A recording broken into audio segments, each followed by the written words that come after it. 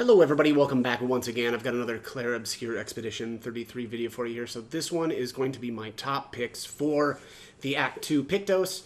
Let's get started right away with Dead Energy 1. So I really like this one. I think that Dead Energy 1 and Dead Energy 2 are really must-haves for any of the random encounters in the game, right? Because, of course, anytime you kill something, you're going to get 3 AP, for that character. For each one of these, of course, that you have equipped. So obviously, if you have both of them equipped, when you kill something in combat, you will get 6 AP back. So very, very good, and again, highly recommend the Dead Energy Pictos. Next up is going to be Solidifying. So I like this one. This is actually located within the Crushing Cavern from the giant sapling. I should say Dead Energy 1 is located on the world map near Dark Shores. Solidifying is the Crushing Cavern from the giant sapling battle. Here it is down here. So it says 2 shields when the character's health falls below 50% once per battle. I generally think, of course, that shields are very, very useful in this game for actually multiple reasons, right? For one thing, each shield completely absorbs 1 attack. The second, benefit to that is related to some of the other Pictos, like Shield Affinity and Powered Shield. So you can, of course, get a little bit more power as long as you have shields on your character. So really like this one, and it is a very good defensive related Pictos, one of the better ones in the game. That said, though, In Medias Res is, in my opinion, the best defensive Pictos in the game. This thing gives you 3 shields on battle start, but the max health is halved. That's fine, right? I don't worry too much about max health being halved because your characters can just absorb 3 hits. So really, really like this one, and of course works really well with things like Shield Affinity and Powerful Shield. Next up is Cheater. And I should say, In Medias Res is actually located within the Dark Shores. From basically you just run straight back, and there's 2, I believe, Noir enemies standing around In Medias Res. And of course, one of the sneaky things that you can do is kind of get one of the Noir enemies to follow you, and then make a quick loop around, grab the Pictos, and run right back out right away. So something that's, of course, available right at the beginning of Act 2. But anyways, next up is going to be Cheater. Cheater is actually very difficult to get, though, in Act 2. I would say actually it's probably the most difficult, of the Pictos to get in Act 2, but it can be done. Of course, this is coming from Sprung. You actually have to beat Sprung to get this, but probably the most game-breaking Pictos in the game. Actually, it says always play twice in a row. So that should be obvious, right? Anytime your character gets their turn, they're going to get another one immediately after. So somebody like Verso with Steeled Strike really benefits from this, of course. Just makes certain that if you activate it on his first turn, of course he is going to get the damage and no possibility of being interrupted between that. So again, very, very good Pictos. I would say, honestly, probably the strongest one in Act 2. And honestly, again, very game-breaking. I think that if you're able to get a hold of this at the beginning of Act 2, the rest of the game just generally is going to be insanely easy. So next up is going to be Energizing Start 4. I actually talked about this one in my my first video there for the Act 1 Pictos. But Energizing Start 4... Oh, do I have these sorted weird? What's going on here? Alphabetical, Energizing... Oh, I'm looking at the wrong spot. That would be why. Here's Energizing Start 4. So this one is located in the Forgotten Battlefield. So, of course, very early on in Act 2. But +1 AP on battle start. Of course, these are obvious, right? Starting with more AP on your characters is going to be very, very beneficial, of course. A lot more likely that you're going to be able to wipe out any sort of, random encounter monsters before they even get a turn. So again, very, very strong. Next one is going to be Energizing Death. So this one is found in the Forgotten Battlefield as well. It says on death +4 AP to allies. Now, I didn't really use this one that much, but That said, this can be another really good addition to the Death Bomb combo. Of course, that's auto death and Death Bomb, and then of course anything that's related to when your character dies. Again, this can be just really, really huge, right? So, of course, your character is going to enter battle, immediately use Death Bomb, and then, of course, all of your allies are going to gain the 4 AP. So, very, very good one for that combo. Next up is going to be Energizing Parry. So I really like this one, +1 AP on successful parry, right? So this paired with Perilous Parry is going to just get you a ton of AP if you are able to parry attacks from enemies. Generally, once I get this, I don't take it off because I've played essentially all of my playthroughs, trying to parry everything. So I obviously got a lot of use out of this, and of course, being able to parry things means that you're not taking any damage, and you're going to be getting a ton of AP so that you can use your abilities, of course. So really, really highly recommend this one. Next one is going to be Inverted Affinity. There's no question for me that this is a very good Pictos. I mean, 50% damage here for 3 turns is a pretty big deal. The only downsides to this, especially the one that annoys me actually the most, is the palette swap on the characters, right? Like, I like the default looks of all of the characters in the game, and of course this swaps your palette to them looking significantly different, and I just think it's, they look a little goofy, so I don't love that aspect. Also, I believe, if I'm remembering correctly, when you're inverted you can't heal, so that can be a little bit of an issue. So maybe not something that you want to be using for maybe some of like the boss battles. Yeah, of course your choice on that. Though if you are able to parry, of course that's not an issue either, right?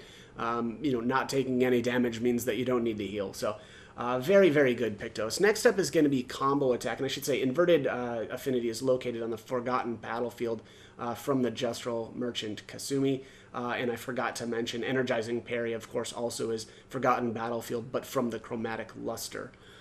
So anyways, yeah, back to Combo Attack. Really like this one, and I should say this is Combo Attack 1. This comes from the Duelist battle on Forgotten Battlefield as well. But it says base attack has 1 extra hit. Again, there are, basically 3 versions of this. They are all very, very good. For me, I found these more useful during the random encounters when I would do basically blow all of my AP on free aim shots. And then, of course, once you're out of AP, the only thing that you can do is a base attack. So, of course, then use the base attack, which then triggers combo attack, and you get an extra hit out of it. So, again, very, very good, Pictos in the game. And I would say pairs up really well with a lot of the other Pictos that are related to the base attack. So, next up is going to be Piercing Shot. I like this one to a certain extent. I do have some issues with it, though. So this one says 25% increase free aim damage and free aim shots ignore shields. So this is coming from the Ancient Sanctuary before going to Minoko Station. And this is available once your characters have the Paint Break ability, which of course is from finding 4 of the lost Gestrals and then going back and talking to Sastro. So that is when this becomes available. So I like the 25% increased free aim damage. Again, very, very good in my opinion for doing the random encounters. I should say that is where I use free aim shots most often. The only issue here, I don't really like that the free aim shots ignore shields. Like, that can be good if you are able to, completely take down one of those monsters just with free aim shots. The issue, of course, comes in if you are not actually able to completely wipe out all of their health. Well, then they're just sitting there at, a little bit of health left, and they've still got their shields up. So I don't really like that aspect, but that's not to say that it's not worth it. Of course, 25% increased free aim damage is really, really good. So that is that. Next up is Powerful Shots, which is here. So this is located in the Gestral Village. Of course, this is also pre-Minoko Station, and of course does require that Paint Break. But 20% chance to gain Powerful on free aim shot. That's huge, right? Of course, at the time that you get this, you're not going to have access to the auto powerful Pictos, which means that if you want to get powerful on your characters, you either need to buff them with somebody like Verso, which of course is going to blow a bunch of his AP and, kind of use up his turn in a way that I don't think is that good. But of course, powerful shots, just being able to get that powerful, of course, semi-often here with your frame shots is going to be a nice way to, of course, increase your damage. Next up is going to be warming up. I really like this one too. Of course, though, mostly for longer battles. Boss fights come to mind. Random encounters, you're not going to get as much use out of this. But it says 5% increased damage per turn can stack up to 5 times, right? So that's very nice too, because a lot of the other abilities in the game that kind of ramp up in this way, you will lose the benefit from them either at the end of your following turn or if you take damage. So this one is just good, right? It's just boom, 5% extra damage every turn, and then of course leading up to that 5th turn you'll be at the 25%. So very, very good Pictos. And of course that one's located on the world map near the Crushing Cavern, and that's I've got this as pre-Minoko Station from the Gross Tet battle. Now, to be fair though, I would wait on this until you've actually got Minoko, because of course Minoko can get a Nevron leg from the Gross Tet, so I guess just keep that in mind. Next up is going to be Burning Death. So this is another one that's going to work really well with your Death Bomb combo. So it says apply 3 burn to all enemies on death. Again, the nice part about that, at least for me anyway, is I like to use the critical burn, which is going to give you the 25% extra crit chance on burning enemies. So that said, if one character starts out the battle, blows up with a Death Bomb, of course that person will apply 3 burns to all enemies, so then the rest of your characters are going to get the crit rate bonus out of that. So really like this one for that combo. And Burning Death is located on the world map. This is before you go to Old Lumiere, and there's basically you're looking for a battle with a Dansus, a Bergen, and a Ramesur. So very easy to get a hold of that one. Next up is actually going to be Burn Affinity. So these ones are this section is going to be a little bit more difficult to get because it does require you to go into the Frozen Hearts dungeon. If you find that to be difficult, you're not alone. And Frozen Hearts, I kind of have always felt like Frozen Hearts is better to do during Act 3, but it's certainly able to you're certainly able to get the stuff during Act 2, and of course can get you a pretty decent boost because of that. But it says 25% increased damage on burning targets. So generally I've got Lune acting first when I'm doing any sort of battles. And one of the first things that she will do, or I have her do, is to just do Wildfire on her first turn, which of course is going to put burn on your enemies, aside from, of course, there's a couple that will absorb fire damage, so that can be a little bit of an issue, but actually, yeah, I think that's the case. I don't remember if she actually puts the burn status, though, if an enemy absorbs the fire portion of it. I actually don't remember. But anyways, in 9 times out of 10, you're going to have no issues there, and of course, you're going to put the burn status effect. So of course that is then going to power up your other characters and allow them to do a bit more damage. So again, that's located in Frozen Hearts. Next up is Anti-Freeze. Same deal here. This is going to be located in Frozen Hearts. Now, some of these, the anti-abilities, though I like them, I will say that they're just very situational. So, when the situation does call for it, they're really good. But when it doesn't, then, of course, they don't do you any good. So, unfortunately, it does require either at least testing a battle out to see, like Dargant, for instance, does freeze attacks. And it can be very, very useful specifically for that fight. Of course, that not being the only one. But that's the only issue with the anti-type stuff is they're just very situational. But again, when they are useful, they are very useful.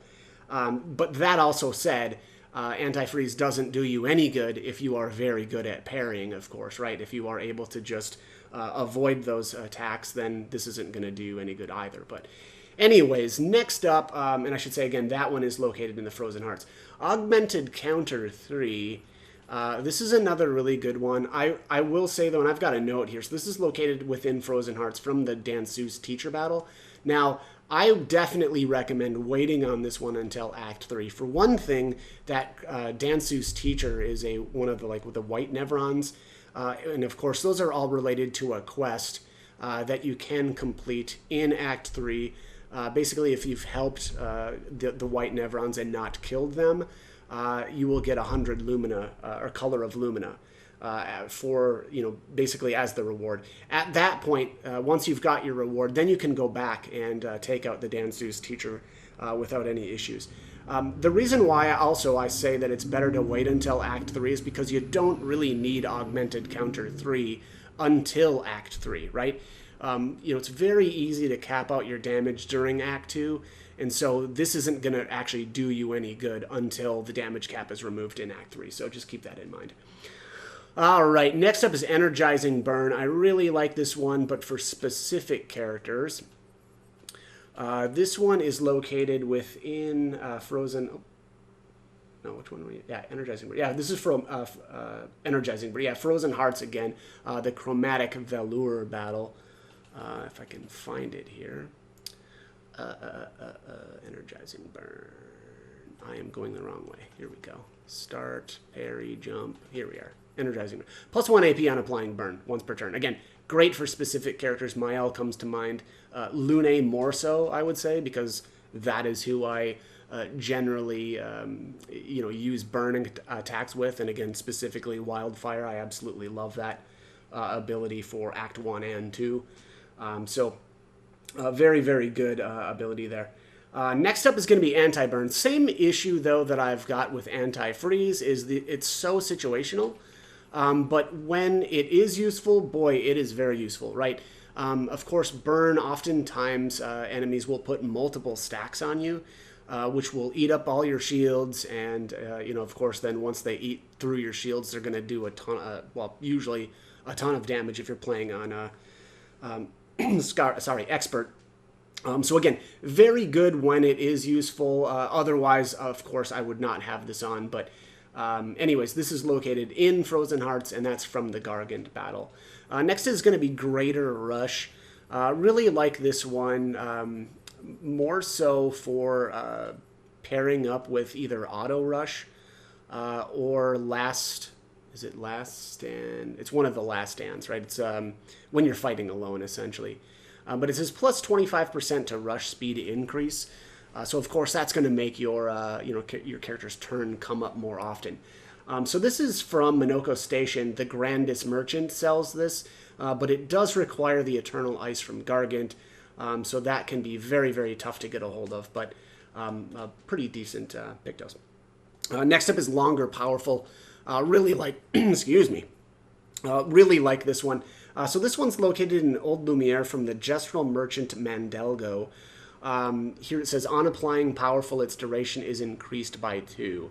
Again, really like this one in combination with the Auto Powerful. Of course, this also can work fairly well, or very well, with Verso's has, of course, a powerful buff. So, of course, just making it last a bit longer. So yeah, really like this one, and definitely worth using. Next up is going to be Auto Rush. Kind of talked about this one earlier when talking about Greater Rush, but I think that this is a very, very good ability. If we can find it here, here we are. So this is located in Old Lumiere. It says apply Rush for 3 turns on battle start. So again, your character's just getting turns more often is going to be a good thing. And this is good, I would say, not just for random encounters, right? It's just better, of course, to get your turn to come up, and hopefully that happens before the enemies get a turn. But also, of course, during boss battles as well. Kind of same principle, right? Getting turns more often is going to, and faster, is definitely going to be a good thing. So really like this one.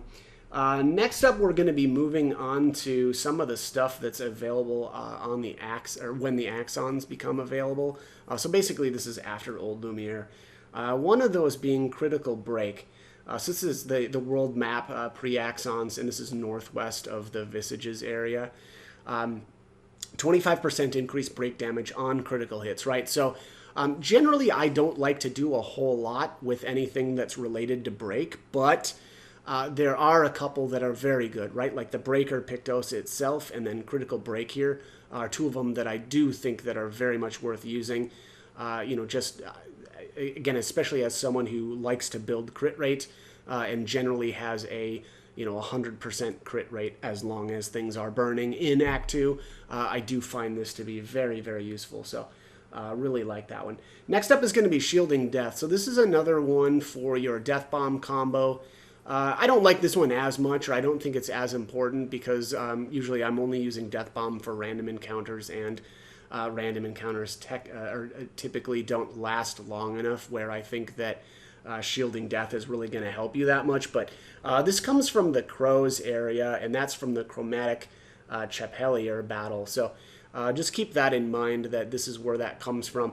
But it says on death, allies gain 3 shield points, right? That's pretty huge, though, for your other 2 allies, of course, as long as you're, again, my recommendation is using this with somebody that's got the Death Bomb combo, right? So boom, they just explode on the first turn.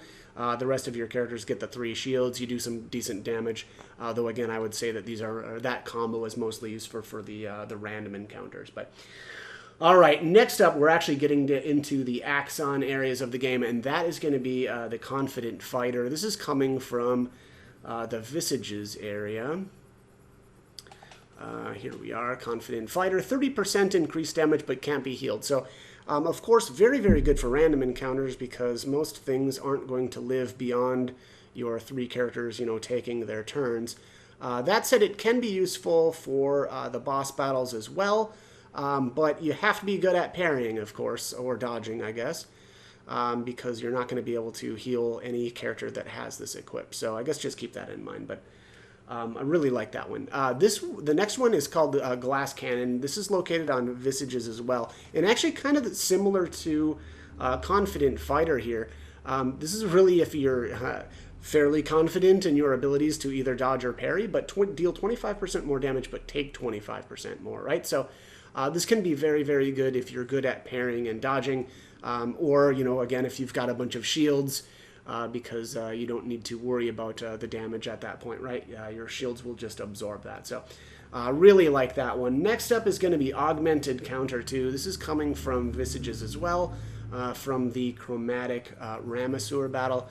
I do think that this one is fairly useful, even in Act 2, although you always have to be kind of watching how much damage your characters are using or doing with their counterattacks anyway, because, of course, if you're already hitting the damage cap of 9,999, this isn't going to do you any good. So, again, I always recommend just keeping an eye on how much damage your characters are going to have, and, of course, it's going to be more and more likely that you won't need this for Act 2 as you level up your weapons, right? Because, of course, then you'll be doing quite a bit more damage. So just keep that in mind.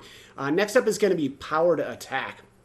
Kind of like this one, more so for Act 3, but it can be good as well. I would say, though, similarly to, when talking about Augmented Counter, you just need to be watching your character and how much damage they're doing. Somebody, like it says here, on every damage dealt, try to consume 1 AP. If it's successful, increase damage by 20%. Someone like Mayel does not need this, right? I should say, at least when she's in her virtuous stance, right? She's just doing so much damage already that she's going to be easily hitting that damage cap, and you don't really want her eating more AP than you need to. I would say that that's the same thing with Verso. He's already going to be doing a ton of damage, more so I think once he gets to rank S in battles, but that said, maybe this would be a little bit better. Maybe, actually probably not, now that I'm thinking about it, probably not that good for the random encounters, right? Because you're going to be probably doing a bunch of free aim shots, and using up an extra AP to only get a 20% damage increase is probably not worth it. So really, I do think that this is more geared towards your characters actually using skills, which then, of course, means we're probably talking about boss battles. So I guess keep that in mind. But very, very good, though, in Act 3. That's where I would say Powered Attack really shines. Next up is going to be Double Burn. And I'm going to say the same thing with this one, although you can definitely get a bit more use out of this during Act 2. But Act 3, this starts to really shine. Oops, I'm looking at the wrong one. So it says applying or on applying a burn stack, apply a second one. So basically, it just doubles your burns, right? It's exactly what it sounds. So instead of applying, let's just say 5, when Mael does a counterattack with the Jarum, for instance, instead of only applying 5 burns, she'll apply 10. So really can rack up the burn damage. But issue that comes into play there, of course, is if you're already doing so much burn damage that you're hitting 9,999, this doesn't really do you that much good. And of course, also it is very, very expensive. I do think double burn is much better in Act 3, but certainly can have some use, at least to some extent, in Act 2. Of course, this one also coming from Visages along with Powered Attack, Augmented Counter. But next up is going to be Immaculate. So this one, kind of similar, I would say, to Glass Cannon and Confident Fighter. This is really going to benefit you if you're able to parry and dodge. So it says 30% increased damage until a hit is received. So, of course, doing an extra 30% damage, this can be very, very good for random encounters, right? Where, again, it's just very, very easy to wipe things out, at least in Act 2, in one turn. So, this, again, a 30% damage increase is definitely worth the 10 Lumina point cost. Maybe not so much in boss battles if you're not able to parry or dodge, but I really, really like this one. So again, very similar vein to Glass Cannon and Confident Fighter. Really benefits people who are comfortable with parrying and dodging. Next up is going to be Powerful on Shell. This is coming from Serain. From the Benasur battle, and I went too far here. Powerful on Shell. There we are. So apply, apply Powerful on applying Shell. Probably better for someone like CL who can apply Shell pretty easily. I think actually Mael can as well, although I don't recommend that. I think that there are other better people to be applying Shell. I guess technically, and actually Monoko might as well. I don't know when he gets his ability to do that, but there's also obviously Auto Shell, right, which can apply this as well. So kind of a couple of different ways to make this work. I'll be honest though, I don't really like this one, mostly because I don't really like to use the shell buff anyway. But again, that's as someone who is very comfortable parrying and dodging in the game, so I don't really get a whole lot of benefit out of that. That ability. So I guess just keep that in mind. But Powerful is a fantastic buff, so kind of another way to trigger that buff with a different I guess kind of along with a defensive buff can be very, very good. Next up though is going to be Shield Affinity. So this one says 30% increased damage while having shields, but receiving any damage always removes all shields. So again, very, very much in line with Confident Fighter, Glass Cannon, and Immaculate, right? All abilities that really benefit you if you can block and parry. This one, of course, also coming from Serain. That's obviously actually in a paint cage. But again, really, really like this one. One of my favorite, I guess, Pictos in the game. In works, of course, very, very well within Medias Res. Next up is going to be Anti-Charm. Oops, let's go from the bottom. Same issue that I've got, though, with the rest of the anti-abilities. It's very situational. So, of course, when there are battles that, there's a potential for you being charmed, I think it's very good. But otherwise, of course, it's not going to do you any good. So, something like Serain, obviously, is going to try to charm you a lot. Same with the Glissando battle there, located within Serain. Very, very good for those. But this is coming from Serain, from the Tesur battle. Next up is going to be Energizing Attack 2. This one, of course, also working very, very well with the rest of the kind of like using the base attacks, right? So Energizing Attack 1, of course, is one of them. Energizing Attack 2, there's, of course, just many, many that are related to using the base attack, like Combo Attack, of course. So, again, very, very good Pictos if you are already planning on doing some base attacks. So, this one also coming from Serain, from the Gestural Merchant Claudiso.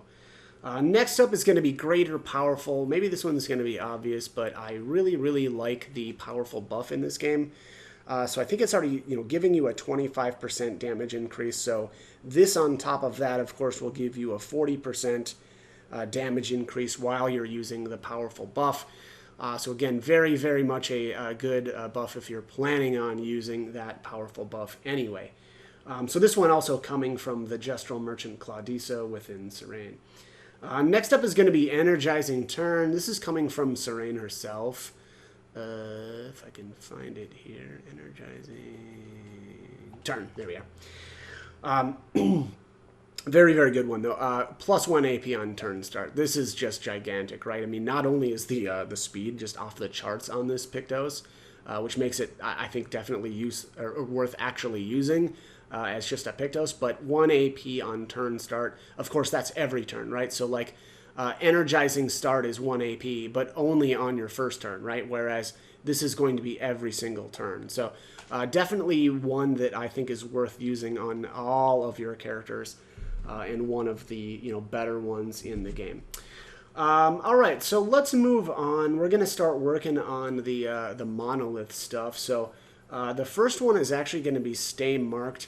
Now this one, of course, my recommendation anyway, and that's just because of the way that I play, is I do a lot of my free aim shots during kind of like more random encounters, right? Like for boss battles, I'm usually just using skills. That's not to say that a free aim shot here or there during a boss battle isn't a good thing. It's just that's generally how I play. But oops, and I went there. It is. Stay marked.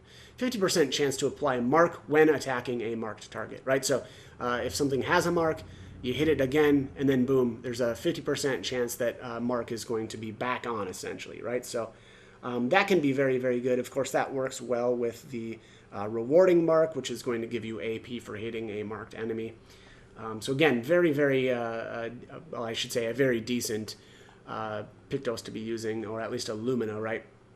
And only a 10. Well, 10 is a bit much, honestly. I would have liked to see this with about a 5 Lumina point cost, but it is very good, again, if you are considering or like to use free aim shots a lot. Next up is going to be Empowering Parry. This is also located within the monolith. Here I've got a paint cage in the Tainted Hearts location as the spot to be finding this. If I can find it here. Empowering Parry. There we are. Each successful parry increases damage by 5% until the end of the following turn. Taking any damage removes this buff. Now, of course, this is all about parrying. If you are not comfortable or don't like parrying and like dodging instead, then of course this won't do you any good. But some of the attack chains in this game of from like bosses and certain enemies can be very long, and so of course being able to build up a ton of damage by parrying not only makes, if you're actually able to successfully parry everything in an attack chain, that means that your your counter is going to do a ton of damage. But of course also any skill is on your following turn is going to benefit from this as well. So very, very good Pictos, again, if you're able to parry though. Next up is going to be Breaking Attack. I'll be honest, I didn't really use this one that much, but it can be very, very convenient, especially for turns where, let's just say your characters are kind of out of AP and aren't actually able to use a skill that's able to break something. You can then break with just your base attack. So I do think that this is very situational, though, as is most things related to breaking. But this one, again, can be very good. So again, there, the base attack being able to break. That is located in the monolith, and that's from the Clair Obscur battle. Of course, that's near the top. Next up is going to be Second Chance. I really like this one, mostly for when I would use it mostly when I was practicing fights, trying to learn the parry timings. It says revive with 100% health once per battle, right? So it's basically a second chance at battle.